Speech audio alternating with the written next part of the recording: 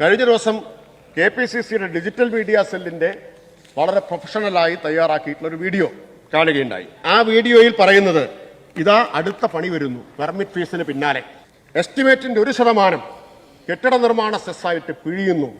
എന്നിട്ട് അങ്ങേ അറ്റം അധിക്ഷേപമാണ്. സംസ്ഥാന സർക്കാർ എന്ന് നേരിട്ട് പറയുന്നില്ല, പക്ഷേ കാണുന്ന എല്ലാവർക്കും സംസ്ഥാന സർക്കാരിനെതിരായിട്ടുള്ള സംഗതിയാണ്. പെർമിറ്റ് ഫീസ് കൂട്ടി അങ്ങനെ ചെയ്തു, എന്നിട്ട് ഇതും ആ ചെലവിൽ അങ്ങോട്ട് എഴുതിയിട്ടാണ് ഇത് പിരിക്കാൻ വരുന്നു. എന്താണ് നിങ്ങളുടെ നിലപാട്? കെട്ടിട നിർമ്മാണ തൊഴിലാളികൾക്ക് ക്ഷേമനിധി കൊടുക്കണ്ട എന്നതാണോ? സെസ്സാണല്ലോ വരുമാനം, സെസ് പിരിക്കരുത് എന്നതാണോ? അങ്ങനെയാണെങ്കിൽ നിങ്ങൾ പറയണം, സംസ്ഥാന സർക്കാർ പാസാക്കിയതല്ല കെട്ടിട നിർമ്മാണ തൊഴിലാളി ക്ഷേമനിധി നിയമം. 1995 കൃത്യം പറഞ്ഞാൽ 3/11/1995 നരസിംഹറാവു പ്രധാനമന്ത്രിയാവുമ്പോൾ കോൺഗ്രസ് ഗവൺമെന്റ് പാസാക്കിയ നിയമമാണ്. ആ നിയമത്തിലെ വ്യവസ്ഥയാണ് 2% വരെ സെസ് പിരിക്കാം. കേരള സർക്കാർ മിനിമമായ 1% പിരിക്കണ്ടു എന്ന് തീരുമാനിച്ചു. ഇതുവരെ തൊഴിൽ വകുപ്പാണ് പിരിച്ചുകൊണ്ടിരുന്നത്. നിയമത്തിലെ വ്യവസ്ഥ എന്താണ്? കേന്ദ്ര നിയമത്തിലെ വ്യവസ്ഥ തദ്ദേശ സ്ഥാപനങ്ങൾ പിരിക്കണമെന്നതാണ്. അപ്പൊ കേന്ദ്ര നിയമത്തിലെ വ്യവസ്ഥയ്ക്ക് വിരുദ്ധമായിട്ട് കേരളത്തിൽ പിരിച്ചുകൊണ്ടിരിക്കുന്നു.